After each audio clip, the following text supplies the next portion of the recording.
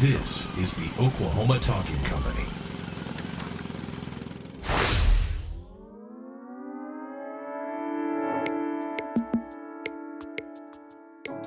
Welcome to Dream OKC. I'm your host, Jason Baffrey. It was 1 year ago that the Dream Year event took place based on the Dream Year book by Ben Arment. And at that event, we heard a night of great idealism and ideas and visions and dreams for how Oklahoma City could ultimately become a better community. And the thing that we saw from that event was that all of these different people were invited to speak on their specific dreams, but they all resonated with how can Oklahoma City become a better community. It seemed to be the underlying theme that wasn't even a plan.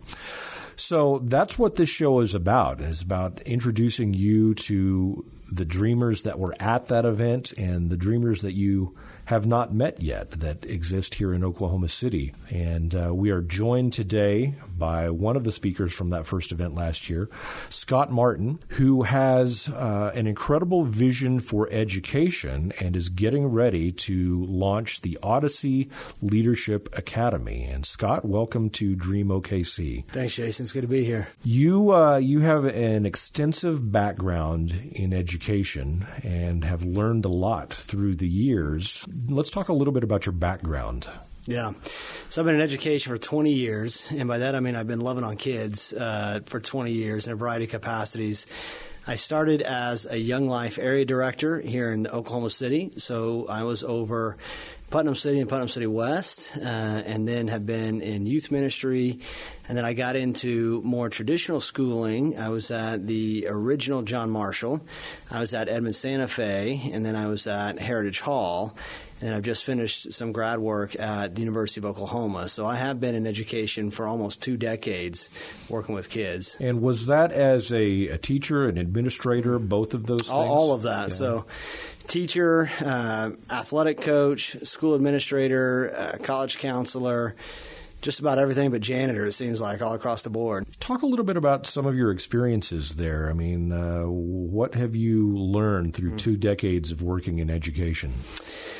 Well, first of all, there's just, teachers get into this because they love on kids. And for me, I got into it because I wanted to work with kids as a basketball coach and was an English teacher, and I taught creative writing and Shakespeare and AP Lit and all different kind of things. And the one thing I can tell you is I've worked with just about every kind of kid you can imagine.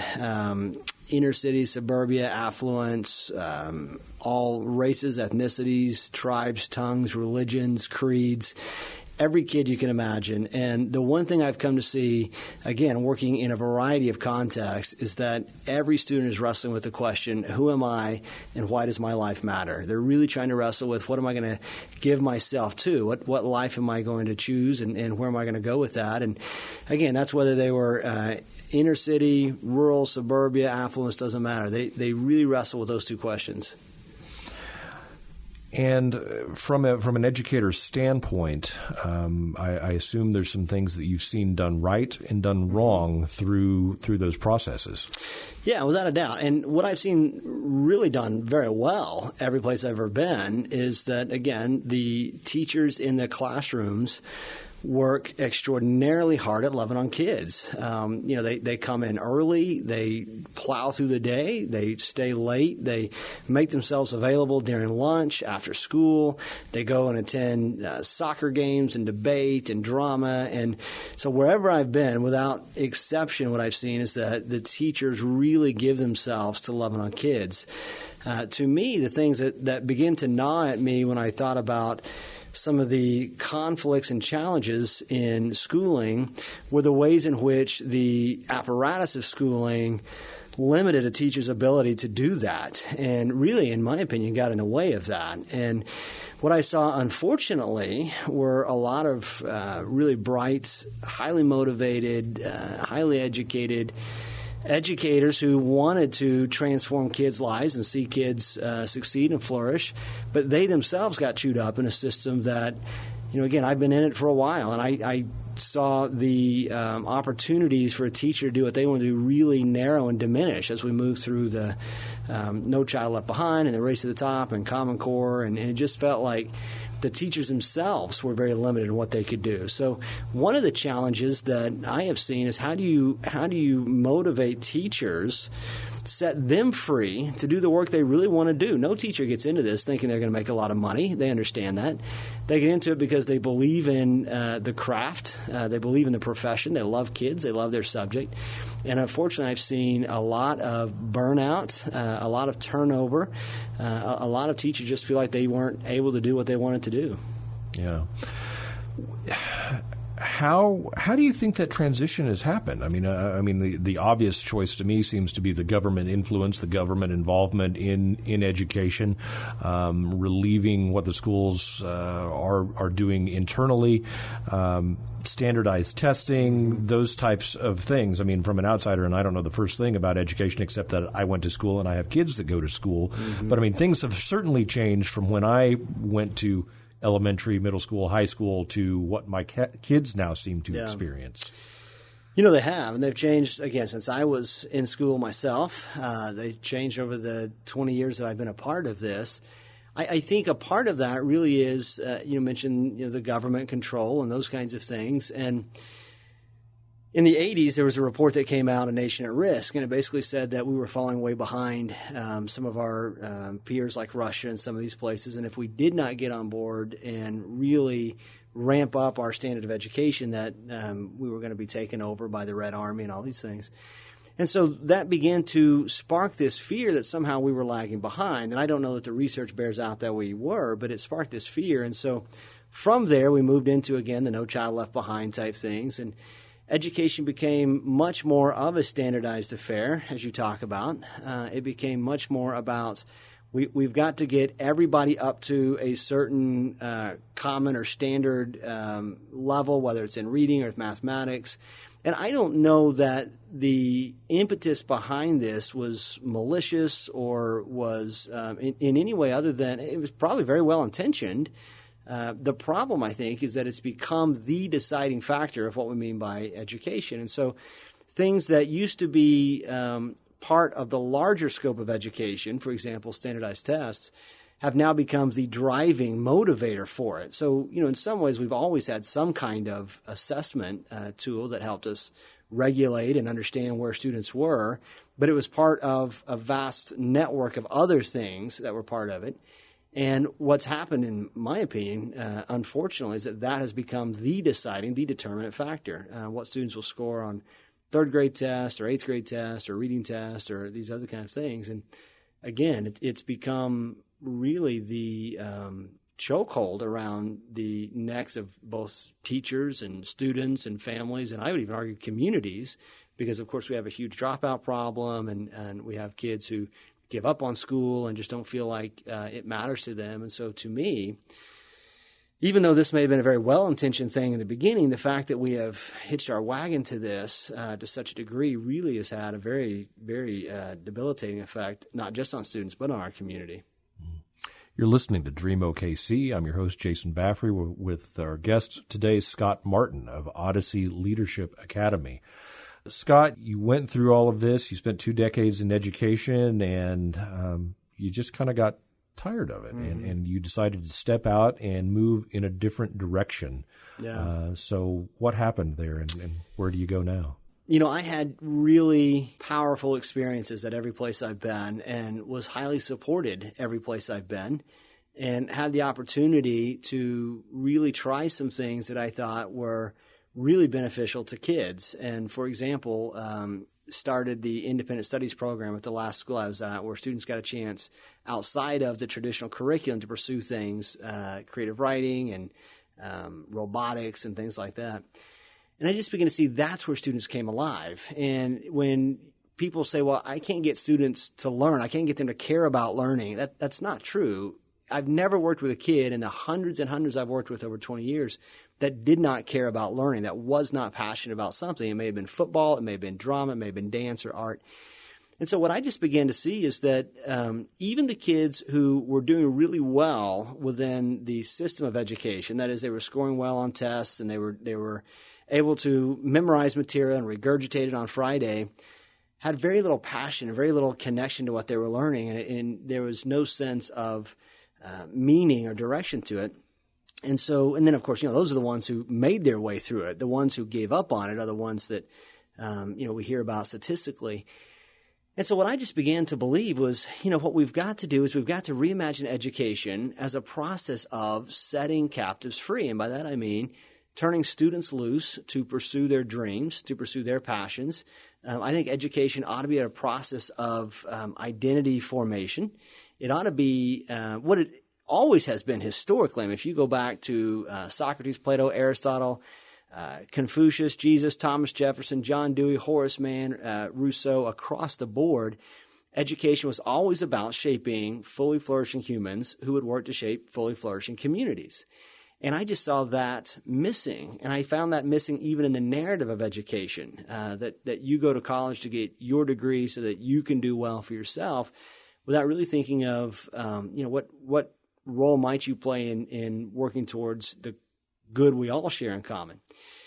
So I just began to kind of knock around some ideas, as you do in a profession. You think, what if? And I just asked myself a series of what if questions. What if education really were about the pursuit of identity and passion and meaning? What if you allowed students the opportunity to pursue things that interested them? And what if the learning connected to deeper questions about the human experience? And what if teachers were the ones who really acted as mentors in students' lives, as they've always done historically? What if the community really saw its role in shaping the young in the city for the transformation or the restoration of the city? And I just began to ask these what-if questions, and I just found that there was very little space within the traditional realm of schooling as I had seen it to follow those out. And so finally, a good friend of mine, Mike Zerden, said, Scott, quit asking permission. Just go try this. This is about, 2 years ago. And so I did. I quit my job with my wife's great blessing and grace and patience, and began to walk this out one cup of coffee at a time relationally, and begin to just throw these what-if questions out there publicly and see if anybody wanted to show up and talk about it. And we began to have town halls and different gatherings where enthusiasm over this vision of education began to grow. And really what we did is we're not trying to start a school so much as we're trying to start a conversation about schooling. And that, to me, is where people really get engaged. When you give them a vision that they can own and that they feel like they've got a seat at the table, then they're willing to step in, whether it's as an educator, as a parent, as a resource in the city.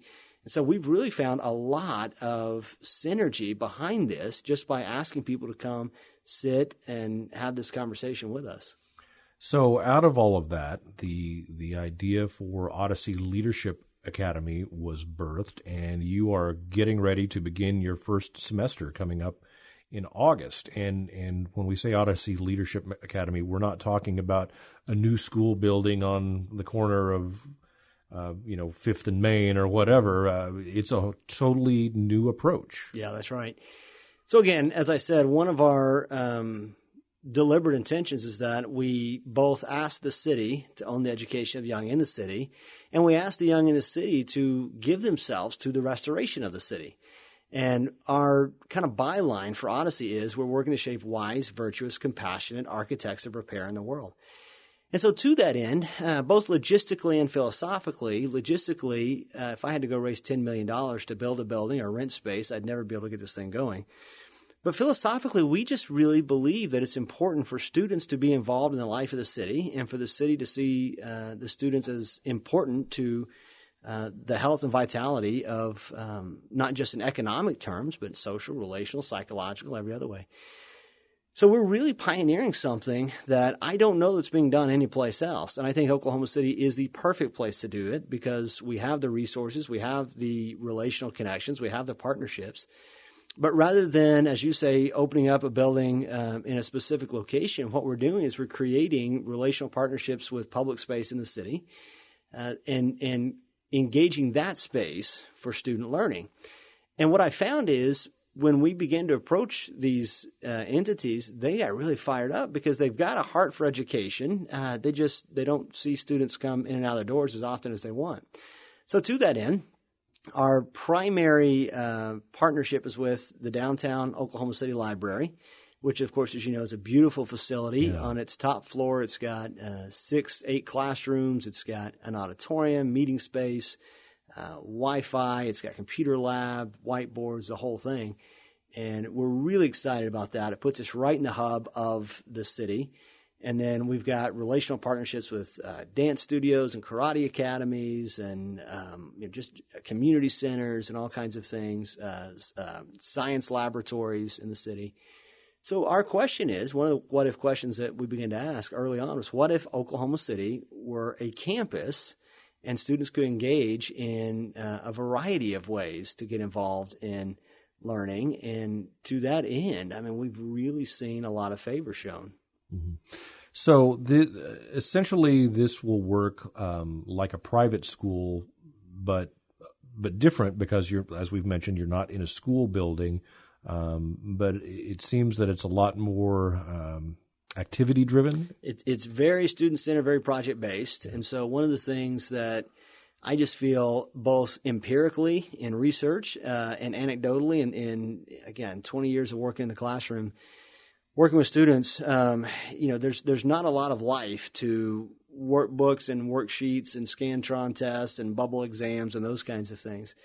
And so we're asking students to own the trajectory of their assessments. And so to that end, for example, one of the courses we're going to offer, and our courses are combined, integrated, interdisciplinary courses that speak to, again, deeper issues in the human experience. And so one of the courses we're going to offer is a combined history English course titled Race Reconciliation. And as we all know, that's a big conversation nationally. It's a really big conversation here locally. We will study the history of, the slave trade, slave industry, Civil War, Reconstruction, civil rights, Harlem Renaissance, on and on. Read all the texts connected to that. But rather than a test on Friday, what we're going to say is to the students is, where do you want to go with this? Here's the content. We've wrestled with this thing as a class. Now what do you want to do with that? And that could look like anything from creative writing, art murals, students writing, directing a movie. It could look like statistical analysis of incarceration rates connected to race. The sky's the limit on where they go. And what we're saying, maybe it's a music composition. What we're saying is, you take your skills and passions and interests.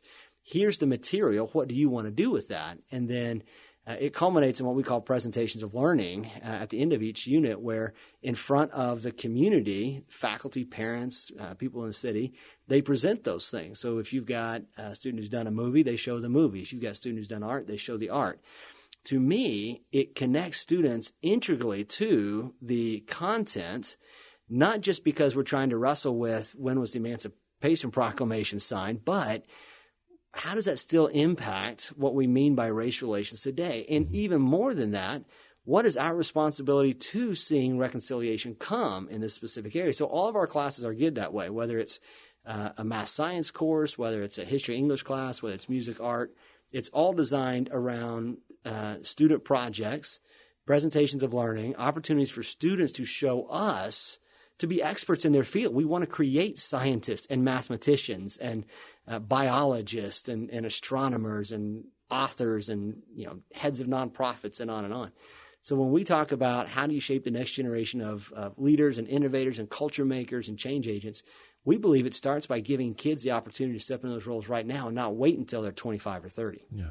So testing, if you will, and I use that term loosely, is much more than dates and names on a page, but it is, how does this experience in history affect me as a person and society as a whole? Right. That's right. So we'll still read the text that a student might read in a traditional history class or an AP Lit class. We'll still study the dates and the battles and the generals of the Civil War. We'll still look at the writings of Malcolm X and Martin Luther King, the civil rights. We'll still wrestle with all of the things you would get in a traditional class. What we're trying to say is, okay, rather than that being the end of that being a test, a Scantron test you're going to take on Friday, what we're saying is, okay, what are you going to do with that? So if it's a math class, we're going to say we're still going to do the algebra and the geometry and the trigonometry and the quadratic equations and all the things you've got to study in math. But we're going to use that to create and discover and explore and wrestle with, again, the deep questions pertaining to, as you mentioned, what does it mean to be a fully flourishing human being? What does it mean for me to pursue healthy identity? But also, what does it mean for me to help shape a fully flourishing community? To see, and our community in this context is Oklahoma City, but to see transformation and restoration come to our city. So what math do you need to know to design healthy neighborhoods and healthy communal space?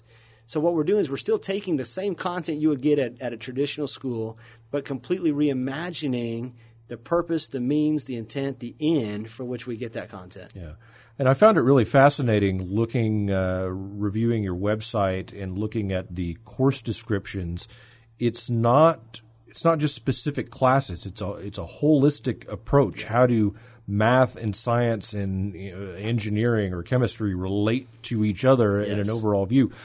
English, literature, and history. How do those wrap together to tell the story of the human experience, if you will? I don't know. I may be getting too deep there. But. No, you're right on track. And as an AP Lit teacher, I never understood. I was asking my students to read very serious material. I was asking them to wrestle with it, to write papers. So we might be doing crime and punishment, Russian literature, but they might be studying Civil War in their AP history class. And I just thought, that's crazy. That if we're doing crime and punishment, why can't the history teacher do Russian history? Or if the history teacher's doing Civil War, we'll do Uncle Tom's Cabin or something. And I never could get that idea across. It just seemed like it was this I was talking Martian. So what we've decided to do is say, let's bring the disciplines historically. I mean, if you go back, historically, they were never siloed in this way. And even today, I mean, no worker, no parent, no employee, no employer, no creator, no innovator only uses math for 45 minutes and then shuts that off and goes to English for 45 minutes and shuts that off and goes to art. And it's all integrated, using all of that. And so it's a very holistic approach. We believe that we ought to bring these disciplines back into conversation with each other. One of the things that Odyssey is really trying to do is say where there has been fragmentation in schooling, we want to bring community. And I think one of the ways in which we fragment schooling is we say, okay, you're going to go to 45 minutes of math and then rush across the hall to 45 minutes of English, then rush across the hall to 45 minutes of science, and you don't get any chance to see where those things overlap. And I just think that's crazy. So we are designing our courses both to be integrated in their approach, but also to say, okay, what math and science and maybe even literature can we throw in? If we're doing a course called Physics of the Future, could we throw in Brave New World so that you're reading this as you're wrestling with things like artificial intelligence and nanotechnology and Google Glass and all the things that are coming? Let's wrestle with these things, not just for the test on Friday, but because these are things we need to know to successfully navigate the world we're in. Yeah. So you've been working on this for quite a while now. I know you've done several presentations out and through the community. What has the response been from the community? And then the second part of that question is, what have you had input from students, from kids? How they view education and how would they like to learn? So the answer to your first question is we started by hosting a series of town halls, and just to say, is there anybody out there that might be interested in having this conversation? And if that answer had come back no, we'd be in a different spot right now. And what we found is that there was a huge hunger in the community, and I don't mean just from parents. We've had business leaders and nonprofit leaders and artists and musicians and creatives of all kinds say, this sounds like a phenomenal thing, not just for students, but for our city. And so we would host town halls. We'd get 40 people at one and then 60 people at another and then 80 and 120. I mean, we would have space where literally we were falling out the windows trying to find people seats. And so the hunger and the interest from the community from really day one was really impressive to me.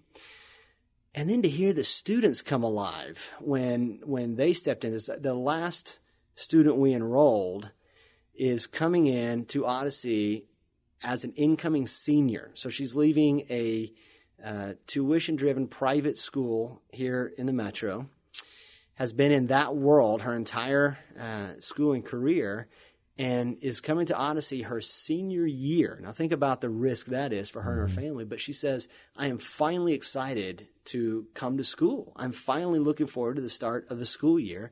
And that's been the response we've had from students. We've had students who are saying, this is what I've been aching for my entire education career. I just didn't know it. And it's interesting. We have 5 students who graduated from their respective schools this May who are coming to Odyssey this August as a gap year, because throughout their 12 plus years of schooling, they've never experienced anything like this. And they said, we would rather come and spend a year at Odyssey and get this rather than get on the treadmill of college. College will always be there, but this is something really unique. Wow, that's interesting. It blows me away. And we never really have to explain the need. People kind of get the need in the community. What we have done is just cast a vision and allowed people to step into that. And it's just been fascinating to see how the response from families, the response from students, that this is something they seem to have always been looking for and couldn't find. And so they're very brave pioneers because this is something new, and they understand that. But the way I articulate it is, we've been in the old world of schooling forever and ever and ever. And to some degree it works. I mean, you've got the old world of Spain with its banks and its economy and its churches and its schools, et cetera.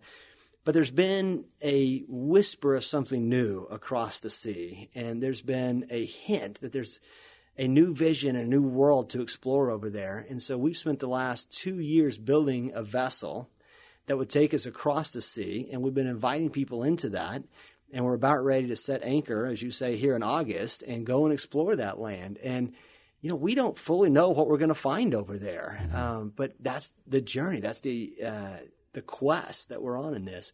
And I think that part of it excites parents and students. They get to be a part of something right from the start that has a sense that there's something really special attached to this. So as you prepare for your first year, was there any difficulty in enrollment? I mean, did you get overrun with people trying to enroll? Did you limit those numbers for the first year?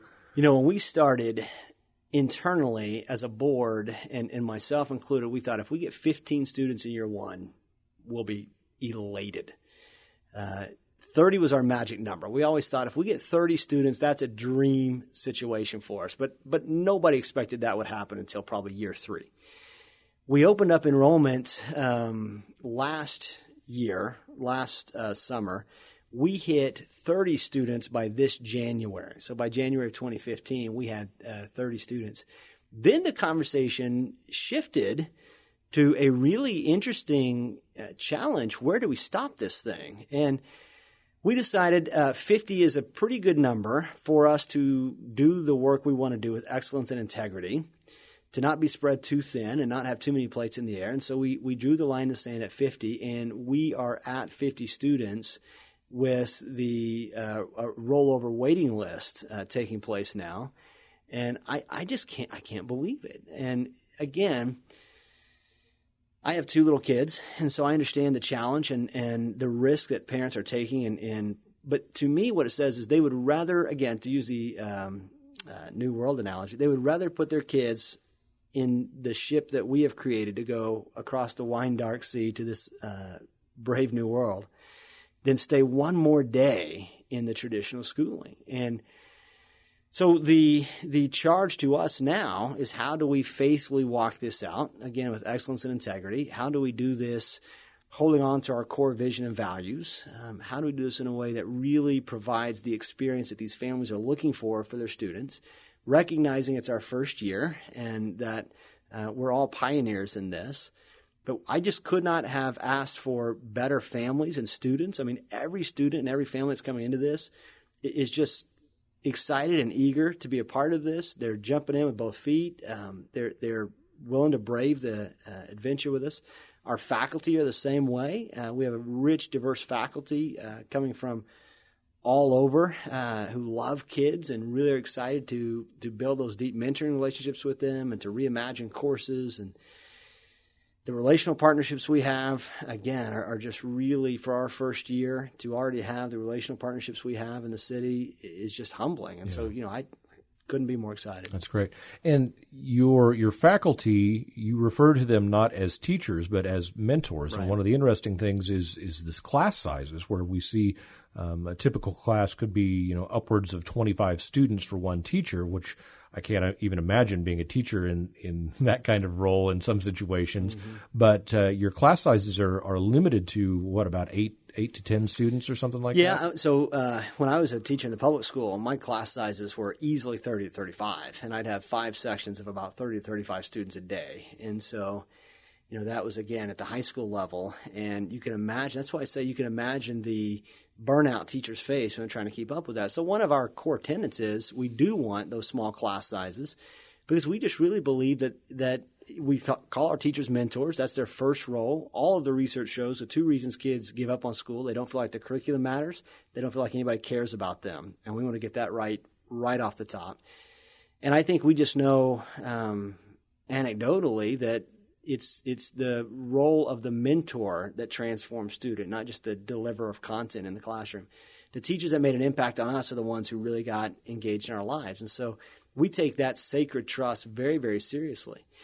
So we do want to keep our class sizes small. We want the teachers to be able to get to know the students, to be able to identify, does this student have some special needs that we need to cover? Are there some things that we need to slow things down a little bit so that we can really dig deep into this conversation? If we're wrestling with slavery in the South as not just an economic, but as a perceived moral good at the time, we might need to spend a little bit of time with this and really unpack that. And so having small classes allows us to do some of that. And so, again, we take that role model and mentor role very seriously. And so what our long-term vision is not just to have one school in the downtown area, but to have an Odyssey Academy anywhere that a community wants it. And so we will hit capacity at some point in the downtown core, and then our goal won't be to have students coming in from all over, but for us to say, okay, where's the next logical place, and to go very intentionally, very relationally into that space and say, okay, now we're going to create this here, and when we hit capacity there, we'll go someplace else. So, yeah, to us, the mentoring thing is the moral center of what we do. It's the heart. We want teachers mentoring students. We want students mentoring each other. Peer-to-peer role modeling is very important to us. So we just feel like that's how you help shape really healthy individuals, is by putting role models in their lives that can speak to them in both the highs and lows of their journey. Yeah. You're listening to Dream OKC. I'm your host, Jason Baffrey. Our guest is Scott Martin, founder of the Odyssey Leadership Academy. And Scott, how has the response been from the public educators that you are in contact with? I'll be honest. I initially thought there'd be a lot of pushback and a lot of criticism from that world, because it could be perceived that what we're trying to do is compete with any other school, public school, private school, religious school, whatever.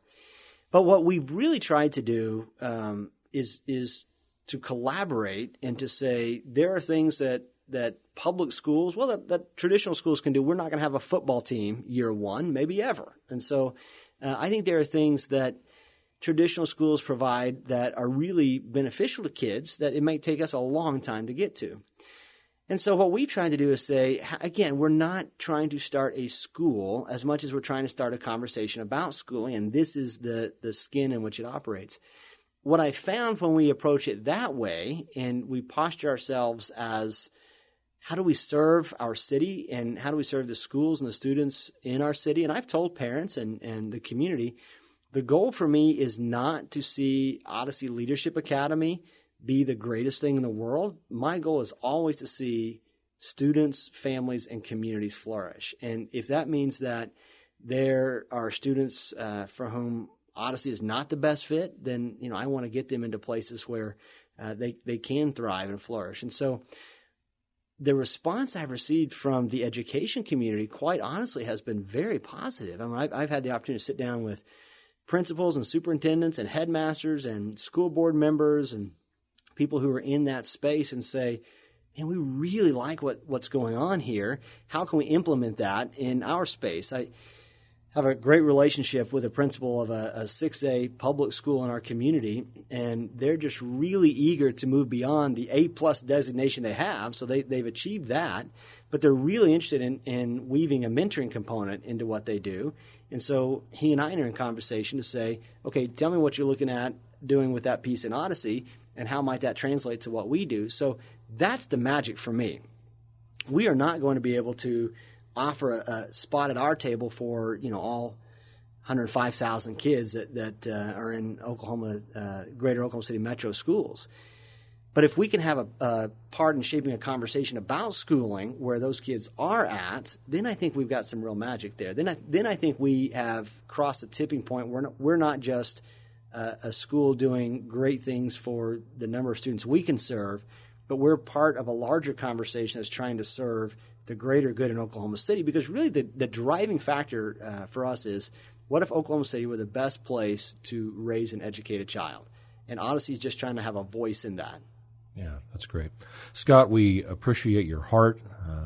I appreciate your desire to be involved in kids' lives and to motivate them to learn and better themselves and to become better in society in general. We're very excited about what you're doing. We wish you the best of luck here in your first season with Odyssey Leadership Academy. If people want to find out more about what you're doing and find out how to enroll and what that process looks like, where do they need to go? Probably the easiest entry point is our website, which is just simply odysseyleadershipacademy.org. And I would invite people, if they want, take a look at the website. It's got contact information there. If they want to see what we're doing, contact me. We want to be very open to the community to stop in and see what a course looks like, to see what some of the experiences, the projects the students are doing, if they want to come and engage in some of the presentations the students are putting on. That to me is, we want to be very wide open to that. So if they want to go to the website, that'll link them to our email address and contact info. That odysseyleadershipacademy.org is probably the best place to go. Thank you very much, Scott Martin, for joining us on Dream OKC. Next time, we'll talk to another one of our dreamers that were at the Dream Year OKC event in 2014.